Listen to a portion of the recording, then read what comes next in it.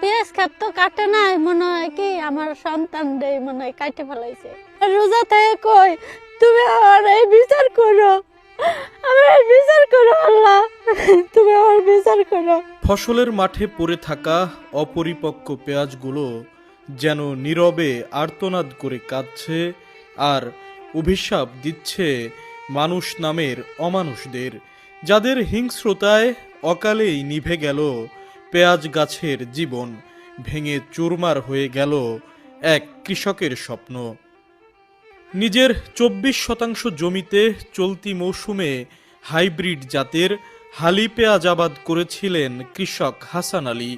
এ পেঁয়াজ খেতেই ছিল তার বাঁচার স্বপ্ন। আশা করেছিলেন এখান থেকে অন্তত 80 মণ পেঁয়াজ পাবেন, সেই পেঁয়াজ বিক্রির টাকায় সংসারের ঘানি টানবেন।